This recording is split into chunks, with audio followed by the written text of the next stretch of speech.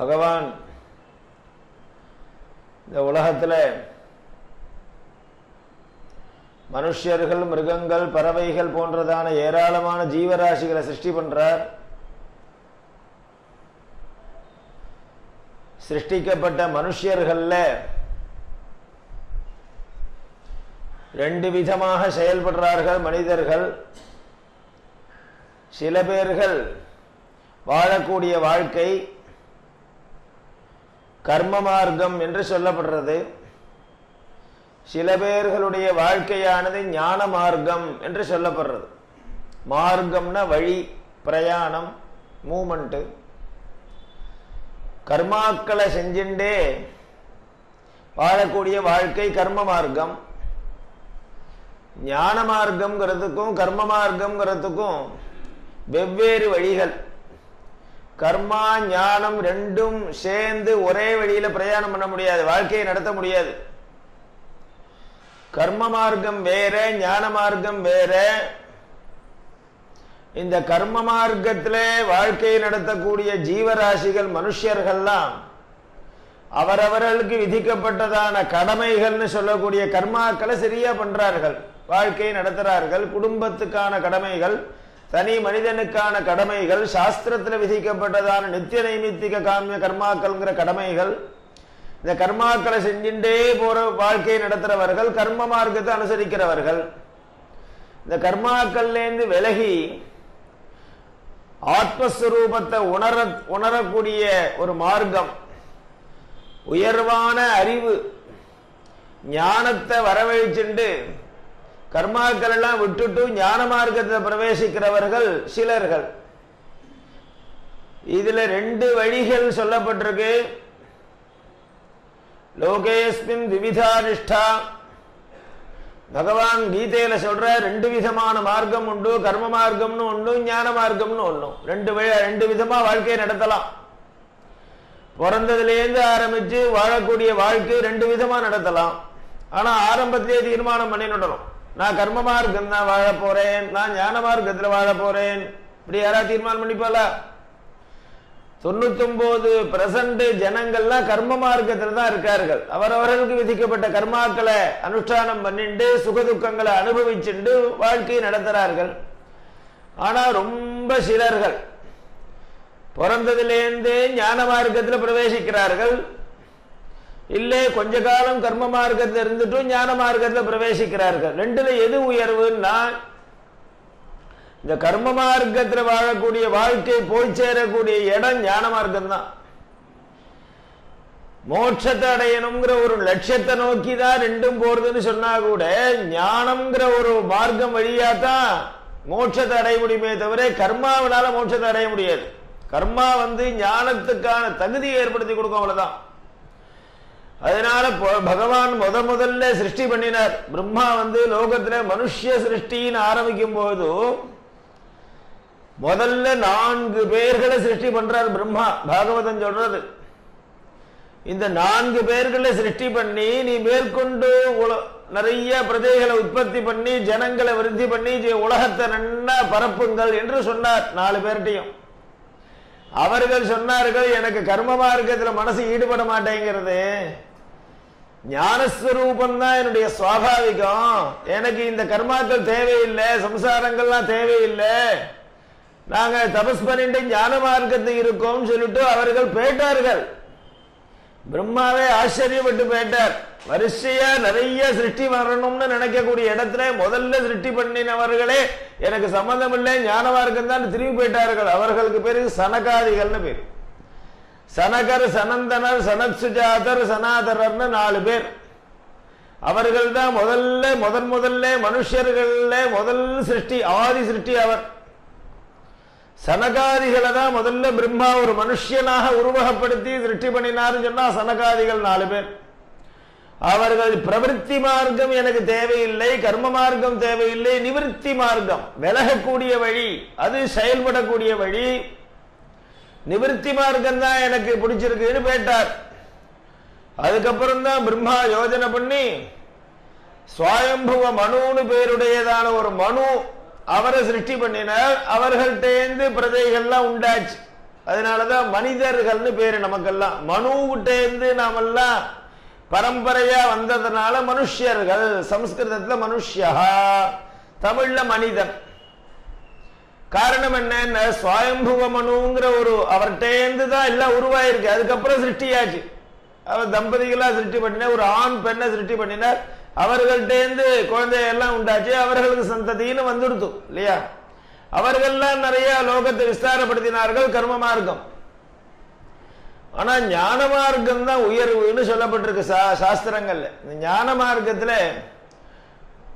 பல பேருக்கு ஈடுபாடு வராது. அதனாலதான் சாஸ்திரம் சொல்லிட்டு ரொம்ப துர்லபம்பா ஞான மார்க்கத்தில் ஈடுபடக்கூடிய ஜனங்கள். தெய்வானுகிரக ஹேதுகம், பகவானுடைய அனுகிரகம் இருந்தாதான் முமுட்சுத்துவங்கிற ஞான மார்க்கத்தில் ஈடுபடணுங்கிற எண்ணமே வரும். சொன்னா கூட புரியாது. தெய்வானுகிரக ஹேதுகம் துர்லபம் திரயமே வைத்தது. தெய்வானுகிரக ஹேதுகம் மனுஷ்யத்துவம் முமுட்சுத்துவம் மகாபுருட சம்ஸ்ரஜா. இந்த ஞானஸ்வரூபம் அப்படின்னா என்ன? அதுதான் சுவாபாவிகமான ஸ்வரூபம். ஆத்மலாபான் நபரம் வித்யதே. ஆத்மஸ்வரூபத்தை உணர்ந்துக்க கூடியதான ஞான மார்க்கம். ஒவ்வொருத்தனும் தன்னை பத்தி உணர்ந்துக்கணுங்கிறதா முக்கியம்.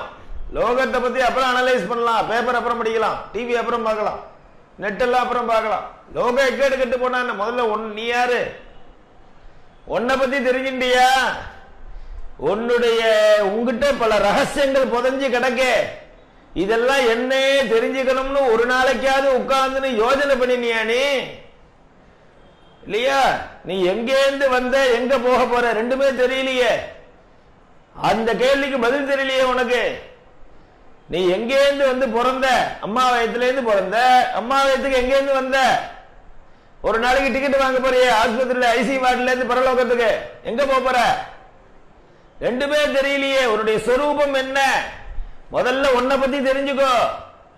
இந்த வாழ்க்கைங்கிறது இது நம்ம வாழக்கூடிய 100 வயசு தான் இல்ல. ஆத்மாவனுடைய ஒரு ஆயுசு கல்பகோட்டி காலம் ஆத்மா சாகாம இருக்கு. உடல்ல அடைபட்டு இருக்கக்கூடிய ஜீவாத்மான்னு சொல்லக்கூடிய அந்த ஆத்மா பல காலம் இருக்கும். அதுக்கு சாவு கிடையாது. அது நெருப்புல நாம விழுந்தா கூட உடல் தான் எரியுமே தவிர உள்ள இருக்கக்கூடிய ஜீவாத்மா எரியாது. கத்தியினால ஆக்சிடென்ட்ல 2 துண்டா போயிடுது உடம்பு. ஆத்மா வெட்டப்பட முடியாது, உடல் தான் வெட்டப்படும். அதுக்கு ஆயுசு ஜாஸ்தி, அது சாகவே சாகாது. உடலை மாறுமே தவிர இந்த உடல்ல வேற உடல், வேற உடல்ல வேற உடல் போகுமே தவிர உள்ள ஜீவன் சொல்லக்கூடிய ஆத்மஸ்வரூபம் ஒண்ணுதான். நம்மளுடைய ஆத்மஸ்வரூபமே நமக்கு உணரலையே. எங்கேருந்து வந்தோம்னு தெரியலையே. இதனுடைய கதி என்ன, இதனுடைய ஸ்வரூபம் என்னன்னு தெரிஞ்சுக்கிறவன் தான் ஞானின்னு சொல்லிது. ஞானினா அறிவாளின்னு தமிழ்ல. அறிவை உடையவன் அறிவாளி, ஞானத்தை உடையவன் ஞானி. இந்த சம்பந்தமான அறிவுக்கு தான் அறிவுன்னே பேரு. ஆத்ம விஷயகமான ஞானத்துக்கு தான் ஞானம்னே பேரு. மற்ற ஞானம்னா அஜ்ஞானம், ஞான பின்னம். அதெல்லாம் நீ அஜ்ஞானி. மத எதை தெரிஞ்சிருந்தாலும் உன்னை ஞானின்னு சொல்லாது சாஸ்திரம். எத்தனையோ அறிவுகளை நீ ஏற்றின்னு இருக்க, பெரிய அறிவாளின்னு லோகமே பாராட்டுறது உன்னை. உலக புகழ் உச்சியில இருக்க அறிவாளி, இன்டெலிஜென்ட் பீப்புள்ங்கிறான். இத சாஸ்திரம் ஏத்துக்காது. நீ எதை தெரிஞ்சுக்கணுமோ அதை தெரிஞ்சுக்கலையே. என்னென்னமோ தெரிஞ்சுட்டு நீ அஜ்ஞானி தான். ஞானம் இல்லாத ஞான சூன்யம். இந்த விஷயகமான ஞானம், ஆத்மஸ்வரூபமான ஞானம், அதை ஒரு காலகட்டத்திலேயாவது நாம தெரிஞ்சுக்க முயற்சி பண்ணணும். சின்ன வயசுல நமக்கு புரியாட்டா கூட அபர வயசுல வாழ்க்கையினுடைய பிற்பகுதியிலேயாவது தெரிஞ்சுக்கோ. அதனால இந்த ஆத்மஸ்வரூபம்ங்கிற விஷயங்களை பத்தி வேதாந்த சாஸ்திரம் நிறைய சொல்றது. யாரு சொல்லி தெரிஞ்சுக்கிறது? சொல்லி கொடுக்கிறவா யாரு? பல புஸ்தகங்களை எழுதி வச்சிருக்கார்கள். ஆத்மஸ்வரூபத்தினுடைய கதாகதிகள், ஜீவன் எங்க போறது எங்க வருதுல நிறைய சொல்லி இருக்கு. வேதவியாசர் பகவானுடைய அவதாரம், அவர் நிறைய புஸ்தகங்களை எழுதி வச்சிருக்கார் இது விஷயமா. இந்த புஸ்தகங்களுக்கெல்லாம் வேதாந்தம்னு பேரு. பிரம்மசூத்திரம்னு புஸ்தகம், பகவத்கீதை, உபனிஷத்துகள், இது எல்லாமே இந்த விஷயத்தை பத்தி தான் சொல்றது. இதுல உள்ள அறிவுகளை தெரிஞ்சின்றவன் தான் அறிவாளி, அவன் தான் ஞானி. உபனிஷத்துகள்ல என்ன சொல்லப்பட்டிருக்குங்கிற தெரிஞ்சின்றா ஞானி. இல்லையா? இந்த விஷயமான அறிவுகளை தான் ஏற்படுத்திக்கிறது தான் கஷ்டம். இது ஒன்றும் பயப்பட வேண்டிய விஷயம் இல்லையே. செத்து போறாங்கிறது ஒரு பயமா, ஒரு அச்சான்யமா? ஐயோ சாவு, ஐயோ அச்சான்யமா பேசாதீங்க. இதெல்லாம் நமக்கு வேண்டாம். சொல்லலாமா? மரணம்ங்கிற வார்த்தையை கேட்டாலே பயப்படுவாள? நம்ம மரணத்தை கண்டு பயப்படுவானா தைரியசாலி? மரணம்ங்கிறது ஒரு ஆச்சரியம் இல்ல, உசுரோட இருக்கணும். அதான் சார் ஆச்சரியம். ஜீவிச்சுட்டு இருக்கியனே, சாகிறது ஆச்சரியமா, உசுரோட இருக்கிறது ஆச்சரியமா? காயமே பொய்யடா காத்தடிச்ச பையடான்னு உள்ளுக்குள்ள 9 ஓட்டையோட இருக்கக்கூடிய ஒரு உடல்ல மூச்சு பேட்டு பேட்டு இன்னைக்கும் ஓட்ட வழியா வெளியில பர்மனண்டா போகாம மூச்சு உள்ள போயிட்டு வருது, அது ஆச்சரியமா? ஒரு நாளைக்கு மூச்சு வெளியில போறது, அது ஆச்சரியமா? பலூன் இருக்கு, பலூன்லயே காத்து அடப்பட்டு இருக்கு, ஒரு ஓட்டை இருக்குன்னாக்க ஓட்டை இருந்தும் கூட காத்து வெளியில போகாம ஒரு பலூன் இருந்தா அதுதானே சார் ஆச்சரியம்? 9 ஓட்டையை வச்சிருக்கான் பகவான். கழுத்துக்கு மேல 7 ஓட்டை, ஜலமல விசர்ஜனா 2 ஓட்டை, கண்ணு காது மூக்கு நாக்கு வச்சிருக்கானா? இத்தனை ஓட்டையோட உள்ளுக்குள்ள காத்து அடப்பட்டு தங்கிறது, போறது வருது, போறது வருது. பகவானுக்கு கொடுத்த பெரிய கிஃப்ட் வரன்.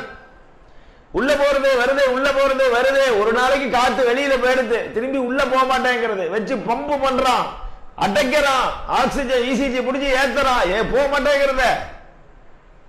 இது ஆச்சரியமா இல்ல உசுரோட இருக்கிறது ஆச்சரியமா? பயப்படுவாள? மரணத்தை கண்டு பயப்பட மாட்டான் அறிவாளி. ஏன்னா மரணம்ங்கிறது சரீரத்துக்கு, உடலுக்கு, ஆத்மாவுக்கு மரணம் கிடையாது, ஜீவனுக்கு மரணம் கிடையாது. இது இல்லாட்டா இன்னொரு சட்டை, இந்த சால்வை இல்லாட்டா இன்னொரு சால்வை. எத்தனையோ சால்வை ஆத்துல வச்சிருக்கோம். இந்த சட்டையை கட்டி போட்டா அடுத்த சட்டை. ஜீவனுக்கு உள்ள புகுந்துக்கிறதுக்கு இடமா இல்ல. 100 சட்டை இருக்கு, ஆயிரக்கணக்கான சட்டை இருக்கு இல்லையா? அதனால மரணம்னா பயமா இருக்கு. ஆனா இந்த ஜீவனுக்கு மரணம்ங்கிறது பெரிய ஆகாரம். அந்த உள்ளுக்குள்ள அடப்பட்டிருக்க ஜீவன் இருக்கே, அதை எதிர்பார்க்குமா? நம்ம மரணத்தை அடைஞ்சும். மரணம்னா என்ன சார்? ஜீவதசை மரண தசைன்னு என்று சொல்றா. உயிர் வாழும் தன்மை, உயிரற்ற தன்மை 2. ஜீவன் ஜீவனம்னா என்ன, மரணம்னா என்ன? ஜீவனம்னா வாழ்க்கை, வாழறது, வாழ்ந்துட்டு இருக்கான். ஜீவதி உயிரோட இருக்கான். மரணம் மரிச்சு போயிட்டான். என்ன வித்தியாசம் ரெண்டுக்கும்? அப்படின்னா என்ன? உள்ளுக்குள்ள இந்த உடலுக்குள்ள இன்னொரு உடல் இருக்கு. போன தடவை சொன்னோம். இந்த நாம பிசிக்கல் பாடின்னு சொல்லக்கூடிய ஸ்தூல சரீரத்துக்குள்ள கண்ணுக்கு தெரியாமல் ஒரு சரீரம் இருக்கு. 17 அம்சங்களுடைய கூட்டு சரீரம், அது சூக்ஷ்ம சரீரம்னு பேரு. அது ஒரு எனர்ஜி, அது ஒரு சக்தி வடிவம். இந்திரியங்கள், பஞ்ச இந்திரியங்கள், பஞ்ச பிராணங்கள், கர்மேந்திரியம், ஞானேந்திரியம், மனசு, இதே மாதிரி பல விஷயங்கள் சேர்ந்ததான ஒரு சரீரம் ஒண்ணு இருக்கு. அது எனர்ஜியா இருக்கு. இந்த சூக்ஷ்ம சரீரமானது இந்த வெளியில தெரியக்கூடிய ஸ்தூல சரீரத்துக்குள்ள அடப்பட்டு இருக்கிற பரியந்தம் ஜீவதி என்று உச்சரிக்கப்படும். உயிரோட இருக்கான். ஜீவனம் அயம் ஜீவதி, இவர் ஜீவிக்கிறார் சார். எது வரைக்கும்? உள்ள அந்த சூக்ஷ்ம சரீரமான எனர்ஜி இருக்கிற வரைக்கும். ஒரு நாளைக்கு அந்த சூக்ஷ்ம சரீரம் கிளம்பி போயிடுறது, உடம்புலேருந்து வெளியில போயிடுறது, பஞ்ச பிராணம் போயிடுறது, கர்மேந்திரியங்கள், ஞானேந்திரியங்கள் எல்லாமே போயிடுறது. உடனே அப்ப சொல்றான் மரணம். அதுதான் மரணம். எதுவரைக்கும் உள்ளுக்குள்ள சூக்ஷ்ம சரீரம் இருக்கோ அது வரைக்கும் வாழ்க்கை, ஜீவனம். சூக்ஷ்ம சரீரம் இந்த உடல்ல இருந்து வெளிக்கிளம்பி போயிடுதுன்னா மரணம். லைட் ஆஃப் ஆயிடுது சார். லைட் எரிய மாட்டேங்கிறது. என்ன சார் எரிய மாட்டேங்கிறது? எரியறதுக்கும் என்ன வித்தியாசம்னா அதே பல்பு தான், அதே ஒயர் தான், எல்லாம் ஒரு மாறுதலும் இல்லையே சார். திடீர்னு எரிஞ்சிட்டு இருக்குங்கிற, திடீர்னு எரியலைங்கிற, என்ன ஏன் இப்படின்னா? ஒன்றும் இல்லப்பா, இந்த வெளியில தெரியக்கூடிய ஸ்தூல சரீரம் இருக்க, physical body, bulb, folder, wire என்னெல்லாம் இருக்க, இதுல ஒரு மாறுதலும் இருக்காது. உள்ளுக்குள்ள ஓடக்கூடிய எனர்ஜி கரண்ட்னு ஒண்ணு இருக்கு பார், அதுதான் சூட்சும சரீரம். அது வெளியில போயிடுதுன்னா இது பிரயோஜனம் இல்லப்பா, அப்ப மறிச்சு போயிடுது இல்லையா? அதனால ஜீவன் தசைங்கிறது வேற, மரண தசைங்கிறது வேற. செத்து போயிடுது, செத்து போறதை கண்டு பயப்படுவாள? ஒரு நாளைக்கு நடக்கதான் நடக்கும். சாவுங்கிறது ஒரு நாளைக்கு எல்லாருக்கும் உண்டு. ஏற்கனவே சொல்லியிருக்கேன். ஜோசியர்கிட்ட போனா ஜாதகத்தை கொண்டு போய் காமிச்சான். மாமா ரொம்ப நாளா கல்யாணமே ஆகல எனக்கு. ஏன்டா கல்யாணம் ஆகல? உத்தியோகம் கிடைக்கல. ஏன் உத்தியோகம் கிடைக்கல? படிப்பு சரியா வரல. சரி இப்ப என்ன பார்க்கணும்? நான் என்ன பாஸ் பண்ணுவேனா? பரீட்சை எழுத போறேன், பாஸ் பண்ணுவேன். பார்த்தார், இல்ல பாஸ் ஆனாலும் ஆகலாம், ஆகாமையும் இருக்கலாம். உன்னை பொறுத்து இருக்கு, நீ படிக்கிறத பொறுத்து இருக்கு. சரி நல்ல வேலையாவது கிடைக்குமா? படிப்புக்கும் வேலைக்கும் சம்பந்தம் இல்லை அப்படின்னு. வேலை கிடைச்சாலும் கிடைக்கலாம், கிடைக்காம இருக்கும். சரி சார், வர்ற பொண்ணாவது வேலை பார்க்கறவாள், ஒரு கல்யாணமாவது ஆகுமா? அதையா சொல்லுங்க. கல்யாணம் உனக்கு சப்தமஸ்தானம் கொஞ்சம் வீக்கா தான் இருக்கு, ஆனாலும் ஆகாமையும் இருக்கலாம். கோவம் வந்துடுது அவனுக்கு. ஓய் ஜோசியர, எதை கேட்டாலும் ரெண்டு ஆப்ஷன் சொல்றீர, இப்படி என்ன ஜோசியம் அப்படிதான் பதில் சொல்லணும்னு இருக்கு. எதை கேட்டாலும் சொன்னீர, தீர்மானமா என் வாழ்க்கையில நடக்கும்னு ஏதாவது ஒன்ன சொன்னீரா? கல்யாணம் ஆறது, படிக்கிறது, வீடு கட்டுறது, குழந்தை பெத்துக்கிறது, ஏதாவது ஒன்னாவது தீர்மானமா சொல்லுவேன். என்ன நீ ஒரு நாளைக்கு செத்து போவ, எது தீர்மானமா நடக்கும்னு கேட்டா அதுதானே. மரணாந்தஞ்ச ஜீவிதம், ஜீவிதம் மரணத்தோட முடிகிறது. இந்த சூக்ஷ்ம சரீரமானது வெளியில போறதுதான் மரணம் அப்படின்னு சொன்னா இது ஒன்னும் ஆச்சரியப்பட விஷயம் இல்லையே, பயப்பட வேண்டிய விஷயம் இல்லையே. அதனால இந்த ஜீவன் என்ன பண்ணும்? ஒரு பசி வருமா ஜீவனுக்கு, மரண பசி. அதுக்கு மரண பசி வந்தா வெளியில கிளம்பி போயிடும். பசி வந்தா ஆகாரம் போடுற மாதிரி அதுக்கு போடணும். மரணம்ங்கிறது பயப்பட வேண்டிய விஷயம் இல்லையே தவிர ஒரு அவஸ்தை. அது ஒரு நிலை. ரெண்டு விதமான நிலைகள் வரும் மரணத்தும் போதும் சாஸ்திரம் சொல்றது. எல்லாருக்கும் நடந்துட்டு தான் இருக்கு. ஆனா சாகரவன் தான் எப்படி அனுபவிச்சு செத்தம்ங்கிறத வெளியில சொல்லல. சொன்னா தானே நமக்கு தெரியும். இல்லையா? ஒரு ஊருக்கு போயிட்டு வந்தா அந்த ஊருக்கு போகும்போது என்ன நடந்தது, வரும்போது என்ன நடந்ததுலாம் சொல்றான். செத்துன்னு இருக்கிறவன் செத்ததுக்கு அப்புறம் என்ன பொருள் சொல்ல வேண்டாம். சாகும் போது அவனுடைய என்னென்ன மாறுதல் நடக்கிறது, என்னென்னலாம் அவன் கஷ்டத்தை அனுபவிக்கிறானா, சுகத்தை அனுபவிக்கிறானா, என்ன அவனுக்கு செயல்படுறதுங்கிறது அவனாலதான் உணர முடியும். உணர்ந்தவன் கிளம்பி போயிட்டான், சொல்லல. பின்ன எப்படி தெரிஞ்சது? ரிஷிகள் அவர்களுக்கு சிருஷ்டியிலேருந்து ஆரம்பிச்சு ஸ்திதி சம்ஹாரம் எல்லாம் தெரியறது. அதனால அவர்கள் சொல்றார்கள், உடம்புலேருந்து இந்த ஜீவன் வெளியில போகும்போது தனியா போகுமா? போகாது. இந்த சூக்ஷ்ம சரீரம்னு சொல்லக்கூடிய இந்த 17 எடுத்துட்டு தான் போகும். 17 எடுத்துட்டு போகும்போது ரெண்டு அவஸ்தைகள் சொல்றார்கள். ஒன்னும் உத்கிராந்தி அவஸ்தைன்னு ஒண்ணு, ரெண்டாவது மரணாவஸ்தைன்னு ஒண்ணு. உடல்லேந்து அந்த ஜீவன் வெளியில போறது மரணாவஸ்தை. அது தெரியும் எல்லாருக்கும். வெளியில படார்னு கிளம்பி போறது, கதவை திறந்து வெளியில போறான், அதுதான் வீட்டை விட்டு கிளம்புறான். அது உணர முடியும். அதுக்கு முன்னாடி ஒரு அவஸ்தை இருக்கு. என்ன? உத்கிராந்தி அவஸ்தை. உத்கிராந்தி கிரமணம்னா நகர்றது, மெதுவா நகர்றது கிரமணம்னு பேரு. சங்கிரமணம், உத்கிரமணம். கிரமுபாத விக்ஷேபேன்னு தாது, மெதுவா காலடி வைக்கிறான் பாருங்க, அதுக்கு கிரமத்தின்னு பேரு. உத்கிரமதி. அந்த அவஸ்தை தான் கஷ்டம்ங்கிற.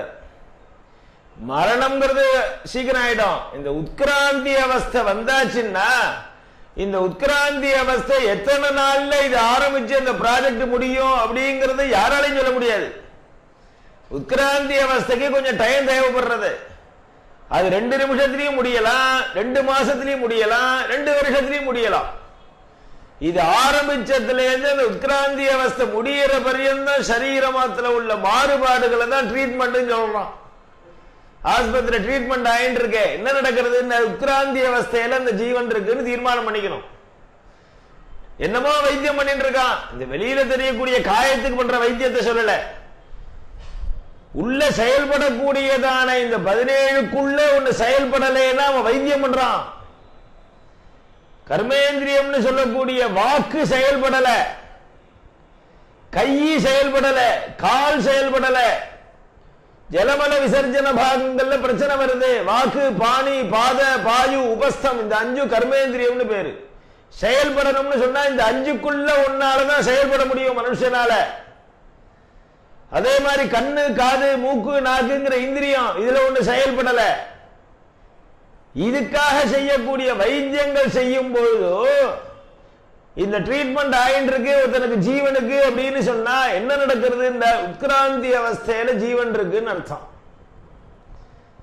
இந்த உட்கிராந்தி அவஸ்தைக்கு இவன் வந்தாச்சுன்னா இதுதான், இது கிட்டத்தட்ட அநேகமா பிளைட் டிக்கெட் வாங்கிட்டா மாதிரி, டிக்கெட் வாங்கிட்டு போர்டிங் பாஸ் காத்துட்டு இருக்கிற மாதிரி வச்சுங்களேன். உள்ள என்ட்ரேஜ் போர்டிங் பாஸும் போட்டான், இவனுக்கு சீட்டு ஒதுக்கிட்டான். ஆனா அது பிளைட் எப்ப வரும் தெரியாது. 2 மணி நேரம் அப்புறம் வரும், 20 மணி நேரம் அப்புறம் வரும்.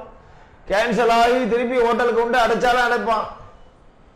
உட்கிராந்தி அவஸ்தைன்னு ஒண்ணு சொல்றார். அதுதான் ரொம்ப ஆச்சரியமான அந்த அவஸ்தையில தான் ஜீவன் இருக்குமா. அப்போ வாக்பாணி பாதபாதி உபஸ்தம்ங்கிற கர்மேந்திரியம், சக்ஷுஸ்ரோத ஜிஹ்வாக்ராணம், கண்ணு, காது, மூக்கு, நாக்கு, தோலுங்கிற ஞானேந்திரியங்கள், சப்தஸ்பர்ஷ ரூபரசங்கந்தம்ங்கிற ஞானேந்திரியம், இந்த சக்ஷுஸ்ரோத ஜிஹ்வாக்ராணம்ங்கிற இந்திரியங்கள் 15 ஆச்சு. மனசு, புத்தி 17. இந்த 17க்கும் இவன் ட்ரீட்மெண்ட் பண்றான் பாருங்க. 17க்குள்ள உனக்கு பிரச்சனை வந்தா ஏன் இந்த உட்கிராந்தி அவஸ்தைங்கிறது இந்த 17 செயல்படாமல் முடக்கிறதுக்கு தான் உட்கிராந்தி அவஸ்தைன்னு பேரு. உசுறு போறதுக்கு முன்னாடி திடீர்னு கிளம்பி போயிடாது. இந்த 17 பேரையும் கூட்டிட்டு தான் போயானோம் ஜீவன். இந்த சூக்ஷ்ம சரீரத்தில் உள்ள இந்த 17 அழிச்சுட்டு போனோம். அழிச்சுட்டு போறதுக்கு முன்னாடி அவனுடைய ப்ராஜெக்ட் எல்லாம் ஃபைல் எல்லாம் க்ளோஸ் பண்ண வேண்டாமா? அவன் ஏதோ செயல்பட்டு இருக்கான், அதெல்லாம் ஓம் தர்சனத்தை பண்ணி அவனை ஒரு மாதிரி கொண்டு வரணும் இல்லையா? அதுக்காக என்ன பண்ணுவான், அந்தந்த கர்மேந்திரியங்கள்ல ஒன்னொன்னா முடக்கிடுமா. நன்னா படுத்த படுக்கையா இருக்கார், பக்கத்துல வந்து ஏதோ கேட்பா, தாத்தா ஏதோ சொல்லுங்க, விஷயம் சொல்லுங்க, பேசுங்க, ஏதோ சொல்லுவா. இவரும் சொல்லணும்னு நினைப்பார். மனசு பரபரக்கும். அவ பேசுற சப்தம்லாம் காதுல விழும். அவர் தாத்தா சொல்லுங்கன்னு சொல்றதும் காதுல விழும். வாயில விட்டதெல்லாம் முழுங்கிட்டு தான் இருப்பார். எல்லா இந்திரியமும் வேலை செய்யும். ஆனா இவர் சொல்லணும்னு நினைக்கிறது நாக்கு வழியா, நாக்க அசைச்சாதான பேச்சு வரும். நாக்க அசைக்க முடியாது. அங்கதான் முதல்ல முதல் இந்திரியத்தை அவுட்டு. வாக்குங்கிறதா கர்மேந்திரியம். முதல்ல பேசக்கூடிய சக்தியை குறைச்சிருவான் சுவாமி இல்லையா? நாக்கு, ஜிஹ்வா வேற, வாக்கு வேற. நாக்கு வேற, நாக்குல பேசக்கூடிய சக்தி வேற. நாக்கு அப்படியே தான் இருக்கும், அதுல உள்ள ஒரு மாறுதலும் தெரியாது. ஆனா அது பேசக்கூடிய செயல் பேடும். நாக்கு இருக்குங்கிறதுனால எல்லாரும் பேச முடியுமா? பகவான் உள்ள இருந்து அந்த சக்தியை, எனர்ஜியை கொடுத்து நாக்க பெரட்டினாதான் பேச முடியும். எத்தனை ஊமைகள் பேச முடியல. நாக்கு நன்னாத்தான் இருக்கு, வாக்கு நன்னாத்தான். வாக்கு இல்லையே, நாக்கு வேற, வாக்கு வேற. அதனாலதான் துருவன் சொல்றான் பாகவதத்துல, அந்த பிரவிஷ்ய மம வாசம் இமாம் பிரசுப்தாம் சஞ்சீவயதி. பிரசுப்தாம் வாச்சம், நன்னா தூங்கிட்டு இருக்கான் வாக் சக்தி, பேசக்கூடிய சக்தி. பகவானான நீதான் உள்ளுக்குள்ள புகுந்து அதுக்கு உயிர்ப்பிச்சு, உயிரை கொடுத்து பேசக்கூடிய சக்தியை கொடுத்து அதை பேச வச்ச. யோந்த பிரவிஷ்ய மம வாச மிமாம் பிரசுப்தாம் சஞ்சீவயதி. உள்ளுக்குள்ள உள்ள எனர்ஜி, பேசக்கூடிய சக்தியை முதல்ல இந்த ஜீவன் பிடிச்சு இழுத்துக்கிறது வாக் சக்தியை அடக்குவான். பேச்சாலதான் பந்தம் ஜாஸ்தியா இருக்கு. அதனால சாகரவனுக்கு முதல்ல பேச்சு சக்தியை பிடிச்சு இழுத்துருவான். எங்க போகும் அந்த சக்தின்னார், அது கிளம்பி மனசுல வந்து ஒண்டிடும். மனசுங்கிறது பெரிய ஸ்டோரேஜ் டிவைஸ், என்ன வேணாலும் தேக்கி வச்சுக்கலாம். இந்த பேசக்கூடிய நாக்குக்குள்ள சக்தி மனசுல வந்து அடங்கிடும். சரி, வாக்குனாலதான் நம்மளால பேச முடியல, பதில் சொல்ல முடியல, ஏதாவது கையாலையாவது காமிக்கலாம் இல்லையா? பேச்சு வரல, மௌனமா இருக்கிறவன கையாலேயே காமிப்பா. சில நாளைக்கு மௌனமா இருக்கணும்னு சொல்லியிருக்கு. சில ஆகாமாவைன்னு ஒரு நாளைக்கு வரும். ஆஷாடம், கார்த்திகம், மார்கசீரிஷம், வைசாகம் இந்த மாசத்துல உடையதான பௌர்ணமி அன்னைக்கு கார்த்தால எழுந்துன்றதுல இருந்து தண்டதாவனம் பண்ணி, சங்கல்பம் பண்ணி, ஸ்நானம் பண்ணி, வஸ்திரதாரணம் பண்ணிட்டு நெத்தியில இட்டுக்கிற பரியந்த மௌனமா இருக்கணும்னு சாஸ்திரம் இல்லையா? மௌனமா பண்ணினா அதுக்கு ஒரு பலன். ஒண்ணுமே பேசாம இருந்தா பலன், பேசினா பலன்ங்கிறது வேற. மௌனமா இருக்க வேண்டிய நாள்னு பல நாள் இருக்கு. மௌனிய அமாவாஸ்யான்னு ஒண்ணும் ரொம்ப நார்த்துல ஃபேமஸ். அன்னைக்கு ஜாஸ்தி பேச மாட்டா. அது அப்படி பேசாம இருக்கிறவா கூட தன்னுடைய ஹஸ்தத்தினால சேஷ்டைகள் வெளிப்படுத்துவா. அதனால வாக் சக்தி போனவன் அவன் என்ன நினைக்கிறான், அந்த ஜீவன் கையாலையாவது அசைச்சு கிசைச்சு ஏதாவது பண்ணனாலும் அது கொஞ்ச நாள் ஓடும். பேசக்கூடிய நாக்கு பெறலாது, ஆனா கையால ஏதோ சேஷ்டிச்சுட்டே இருப்பா. கொஞ்ச நாள் ஆச்சுன்னா கை அப்படியே இருக்கும். கையில உள்ள சக்தியை பிடுங்கிட்டு வர சுவாமி. பாணி, பாணினா வாட்டர் இல்ல, பாணினா கையின்னு அர்த்தம். பாணி கிரகணம், கையை பிடிக்கிறோம் இல்லையா. சம்ஸ்கிருதத்துல பாணினா கை, இந்தியில தான் பாணினா வாட்டர், ஜலம். வாக்கு பாணி, கையினுடைய சக்தி போனவன கை செயல்படாது இவாளுக்கு. இந்த வாக் சக்தி போனதுக்கும் கை செயல்படாததுக்கும் நடுப்புற எத்தனை கேப் அப்படின்னு அது பகவான் தான் தீர்மானம் பண்ணுவோம். இது இந்த கேப் ஒரு நிமிஷத்திலையும் நடக்கலாம், ஒரு க்ஷணத்திலையும் நடக்கலாம், ஒரு வருஷத்திலையும் நடக்கலாம். அதுக்கு அடுத்த ஸ்டெப் என்ன, பாதம். கால் அது வரைக்கும் பரட்டின்னு இருப்பான், காலை மடக்குவான், நீட்டுவான், கையை செயல்பட்டு போயிடும். அடுத்தது பாதத்துக்குள்ள உள்ள அந்த சக்தியை பிடிச்சு, கர்மேந்திரிய சக்தியை பிடிச்சு மனசு தங்கிட்டு இழுத்துடும், போய் ஒடுங்கிடும். ஏன்னா வெளியில ஊருக்கு கிளம்புறவன் வீட்டை விட்டு காலி பண்ண சொல்லிட்டார் இல்லையா, திடீர் நோட்டீஸ் கொடுத்துட்டான், காலி பண்ண வேண்டியிருக்கு. என்ன பண்ணுவா, சரி போயிட்டு வரேன்னு சொல்லிட்டு கதவை திறந்து வெளில போயிடுவானா வீட்டுக்காரன். எவ்வளவு கஷ்டப்பட்டு எத்தனை சாமான எத்தனை சேர்த்து வச்சிருக்கான், இதெல்லாம் அப்படியே போட்டு போயிடுவாளா? போனாதான் மாமி பிசாம இருப்பாளா? ஆத்து மாமி பொம்மநாட்டிகள் விடுவாளா? எல்லாத்தையும் உப்பு உரப்புலேருந்து எல்லாத்தையும் மிக்சியிலேருந்து ஓட்ட உடச்சலோ ஆணியிலேருந்து எல்லாத்தையும் ஒட்டா சேர்த்து மூட்டை கட்டின்னு தானே போறா. ஜீவன் அதுதான் பண்ணும். உடம்புல எந்தெந்த பார்ட்டெல்லாம் தான் செயல்படுத்தி தன்னுடைய சக்தி வடிவமா இயங்கின்னு இருக்கோ ஒவ்வொரு சக்தியா புடிச்சு புடிச்சு இந்த 17ஐயும் புடிச்சு இழுத்துட்டு தான் கிளம்பும். கிளம்புறது மரணாவஸ்தை, ஒரு க்ஷணத்துல ஆயிடும். உட்கிராந்தி அவஸ்தை தான் கஷ்டம். பாதம் பெரட்ட முடியாது. அடுத்தாப்புல ஜலமல விசர்ஜனை வரக்கூடிய பகுதியிலேயும் சிரமங்கள் வரும், அது வேலை செய்யாது, கிட்னி ட்ரபிள் வரும் அப்படின்னு சாஸ்திரம் சொல்லும். அப்புறம் இந்த ஞானேந்திரியம்னு சொல்லக்கூடிய அறிவை ஏற்படுத்தக்கூடிய சப்தம், ஸ்பர்சம், ரூபம், ரசம், கந்தம், இந்த 5க்கும் ஞானேந்திரியம்னு பேரு. ஞானத்தை கொடுக்கும். நமக்கு ஏற்படக்கூடிய அறிவு பூரா இந்த 5 விஷயமா தான் வரும். காதுல விடக்கூடிய சப்தங்கள் மூலமா அறிவு ஏற்படலாம், தொட்டு பார்த்து சில அறிவுகளை நாம ஏத்திக்கலாம், கண்ணால பார்த்து உருவத்தை பார்த்து சில அறிவுகள் நமக்கு ஏற்படும், ரசம் நாக்குனால ருச்சிச்சு சில அறிவுகள் வரும், திதிப்பா உரப்பாங்கிற அறிவுலாம் அப்படி வரும், கந்தத்தினால மூக்குனால பார்த்து சில அறிவுகள் ஏற்படும். அதனால இந்த ஞானம்னு சொல்லக்கூடிய அறிவுகளை ஏற்படுத்தக்கூடிய இந்திரியங்களுக்கு ஞானேந்திரியம். இது கொஞ்சம் கொஞ்சமா சூட்சமான ஒரு விஷயமா உள்ள போயிடும். சப்தம் போயிடும் அப்படின்னா என்ன அர்த்தம்னா, காதுல சப்தம் கேட்கும், ஆனா சப்த சக்தி இருக்காது. அப்படின்னா என்ன அர்த்தம்னா, சப்தம் ஏதோ ஒரு மாதிரி கேட்குமே தவிர தெளிவான சப்தமா வராது. எழுத்துக்கள்லாம் ஸ்பஷ்டமா புரியாது இவளுக்கு. அவன் உச்சாரண எழுத்தா ஸ்பஷ்டமா தான் சொல்றவா. காதுல விழக்கூடிய தன்மை இருக்கு, இந்த சப்தத்துல உள்ள சக்தி அது மனசுல போய் ஒடுங்கிட்டா சப்தம் ஸ்பஷ்டமா இருக்காது, அவ்யக்த சப்தமா இருக்கும், வியக்தமான சப்தமா இருக்காது. அவ்யக்தம், புலப்படாதது, இவனுக்கு உணர முடியாது. ஏதோ ஒரு சவுண்ட் எங்கேயோ கேட்கிற மாதிரி இருக்கும். இந்த மயக்க மருந்து கொடுத்துட்டு ஆபரேஷன் பண்றான் பாருங்க, இந்த பேஷண்ட போய் கேட்டு பார்க்கணும், அப்ப ஆபரேஷன் போது உனக்கு என்ன நினைவு இருந்தது இல்லையா? என்ன சொல்லுவான்?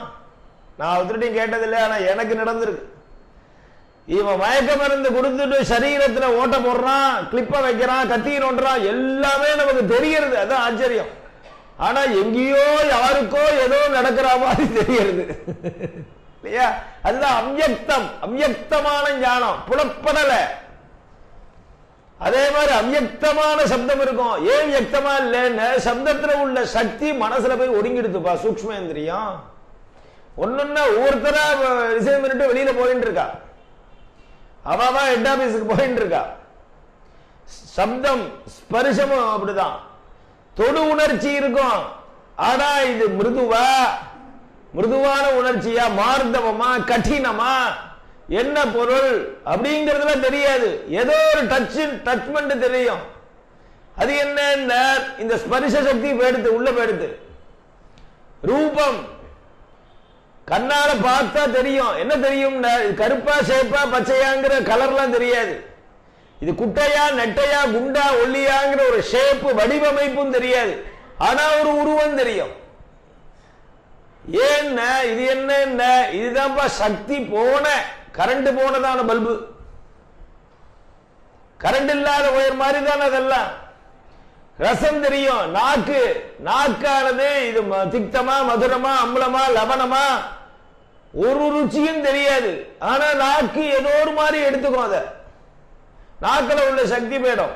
கந்தம், மூக்கு ஒரு பிரயோஜனம் இல்லை. இப்படி இந்த பஞ்ச ஞானேந்திரியமும் உள்ள அடங்கிடும். கர்மேந்திரிய 5 அடங்கிடுது, ஞானேந்திரிய 5 அடங்கிடுது. இது வரைக்கும் என்ன செயல்படும்?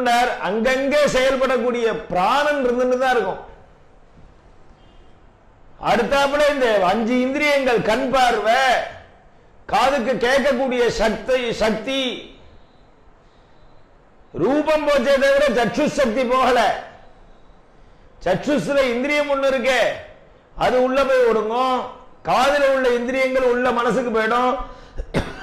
ஜிஹ்வா, மூக்கு, நாக்குகள் உள்ள இந்திரியமானது அதனுடைய சக்தியை இழுத்துடும். அவ்யக்தமா தெரிஞ்சின்ற கிரகிச்சென்றிருந்த இந்திரியம் கூட எதுவுமே கிரகிக்காம ஒடுங்கின்றது.